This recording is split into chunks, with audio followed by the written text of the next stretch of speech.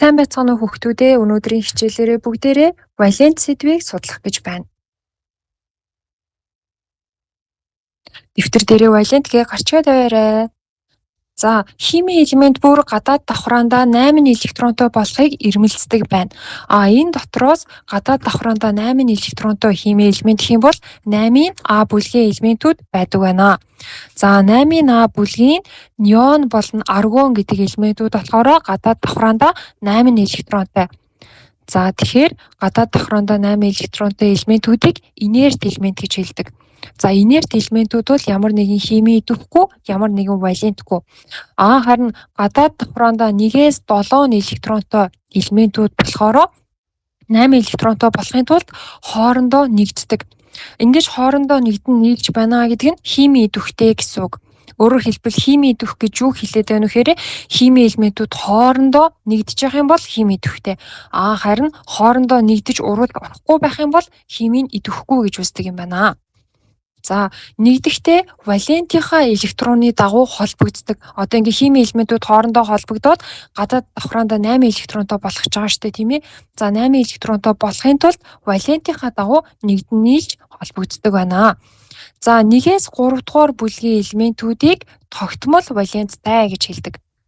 1-ийн А, 2-ийн А, 3-ийн А бүлгийн элементүүд ах юм бол тогтмол валенттай. Харин 4-өөс 7 дугаар бүлгийн элементүүд байх юм бол хувьсах валенттай. 8 дугаар бүлгийн элементүүд ах юм бол валентгүй гэж хэлдэг байх нэ.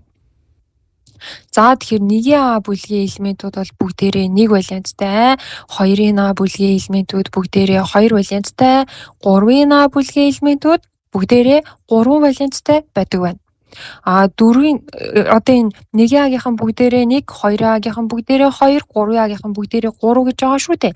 Ингэхээр тогтмол валенттай элементүүд гэж хэлдэг. Харин ус дөрвөгч литий, натрий, калий 1 валенттай. Бериллий, магний, кальций буюу 2-ийн А бүлгийн элементүүд 2 валенттай. Бор, алюминий гээд 3-ийн А бүлгийн элементүүд бол 3 валенттай байдаг юм байна. Өөрөөр хэлбэл 1-ийн А-гийнхан 1 валенттай, 2-ийн А-гийнхан 2 валенттай, 3-ийн А бүлгийн элементүүд 3 валенттай байдаг юм байна. Үйлэх системийн аль бүлэгт байрлаж байгаагаас хамаардаг байна валент нь. За, тэгвэл одоо тийм ээ 4-ийн А бүлгийнхан бол мэдээж 4 гэдэг валенттай байна шүү дээ. 1-ийн А-гийнхан 1, 2-ийн А-гийнхан 2, 3-ийн А-гийн элементүүд 3 валенттай юм чинь 4-ийн А-гийнхан 4 валент, түүнээс гадна 2 валентыг үзүүлдэг юм байна. 5-ийн А бүлгийн элементүүд 5 болон 3 валентыг үзүүлдэг. 6-гийн А бүлгийн элементүүд 6 болон 4, 4-ийн уртлын тэгштөө 2 валентыг үзүүлдэг. За, 7-гийн А-гийнхан 7 валент, 7 ч өөрөө сондгой тоо шүү дээ, тийм ээ. 7-гийн уртлын сондгой тоо 5, 3, 1 гэсэн валентуудыг бол үзүүлдэг байна. 8-ийн А бүлгийнхан бол валентгүй. Яагаад гэвэл 8-ийн А бүлгийн элементүүд гадаад давхраандаа 8 электронтой учраас ямар нэгэн химийн элементтэй холбогддгүй байна. За, энэ валентийг 5-ийн А, 6-гийн А, 7-гийн А бүлгийн энэхүү багшийн улаанаар тодорхойлсон 3 элемент бол дүрм зөрчдөг. За, 5-ийн А бүлгийн азот одоо энэ дээр дүрмийн дагуу бол ингээ 3 болон 5 гэсэн валенттай байх ёстой шүү дээ. Тэгсэн чинь дүрмийг зөрчөөд 1-ээс 5 хүртэлх валентыг үзүүлдэг. 1, 2, 3, 4, 5 гэсэн валентыг бол үзүүлдэг юм байна. 6-гийн А бүлгийн хүчил дөрөвч 2 валент үзүүлдэг. 7-гийн А бүлгийн бутуур болохоор 1 валентийг үзүүлдэг юм байна. Өөрөөр хэлбэл азот бол яг дүрмийн дагуу 3, 5 байх ёстой тийм ээ. Тэгсэн чинь азот 1, 2, 3, 4, 5 гэдэг валент үзүүлж байна. За, хүчил дөрөвч дүрмийн дагуу 2, 4, 6 гэсэн валент үзүүлэх ёстой. Гэхдээ энэ дүрмийг зөрчөөд зөвхөн 2 гэсэн валент үзүүлж байна. За, протоор бол дүрмийн дагуу 1, 3, 5, 7 гэдэг валент үзүүлэх ёстой байтал дүрмийг зөрчөөд 1 гэдэг валентийг бол үзүүлдэг юм байна.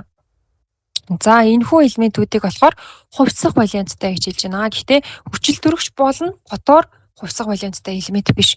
Яагаад вэ гэхээр хүчил дөрвөгч зөвхөн 2 гэдэг валентийг үзүүлж байна. Ботоор зөвхөн 1 гэдэг валентийг үзүүлдэг. За тэгэхээр яах нь вэ? Хүчил дөрвөгч бол зөвхөн 2 учраас хувьсах валенттай биш. Ботоор зөвхөн 1 гэдэг валенттай учраас хувьсах валенттай биш. Хувьсах валенттай элементүүд гэхээр одоо энэ дэр байгаа шин тийм ээ 2 4 гэдэг валент үзүүлдэг. Жишээ нь нүүрс дөрвөгчийн валент нь 2 4, цахиурын валент нь 2 4, фосфорын валент нь 3 5, хөхрийн валент нь 2 4 6, холоорын валент нь 1 3 5 7 гэх мэтээр ингээд нэг химийн элемент өөр олон тооны валент үзүүлж явах юм бол тэр элементийг хувьсах валенттай элемент гэж хэлдэг байна. За энэ дээр харагдаж байгаачлан хүчил дөрвөгч зөвхөн 2 валент, ботоор зөвхөн 1 валент үзүүлдэг. Тэгэхээр тогтмол валенттай болж таарч байна. Зөвхөн нэг л ширхэг валентийг үзүүлж явах юм бол тогтмол одоо зөвхөн 2 валенттай гэвэл тогтмол валенттай, зөвхөн 1 валенттай гэвэл тогтмол валенттай болж таарах нэ. За хувьсах валенттай элементүүдийг авч үзвэл 4А бүлгийн элементүүд энэ дээр харагдаж байгаачлан 2 болон 4 гэдэг валенттай. 5-ын А бүлгийн элементүүд энэ дээр харагдаж байгаачлан 3 болон 5 гэдэг валенттай. За 6-гийн А бүлгийн элементүүд 2, 4, 6 гэдэг валенттай. Харин 7-гийн А бүлгийн элементүүд 1, 3, 5, 7 гэдэг валенттай байна. Энэ дөрвөн болохоор энэ улаанаар хүрээлсэн 3 элементтэй бол үйлчлдэггүй, бусад элементүүдтэй л үйлчлдэг байна. За тэгэхээр хүүхдүүд одоо энэ хүртэл үздсэн, тэмдэглэсэн ярилцсан зүйлсээ яг иймэрхүү байдлаар дэвтэр дээрээ тэмдэглээд аваарай. Эхлээд дээдлээ бүлгийнхаа дугаарыг бичнэ. 1-ийн А бүлгийн элементүүд 1 валенттай. 2-ийн А бүлгийн элементүүд 2 валенттай. 3-ийн А бүлгийн элементүүд 3 валенттай.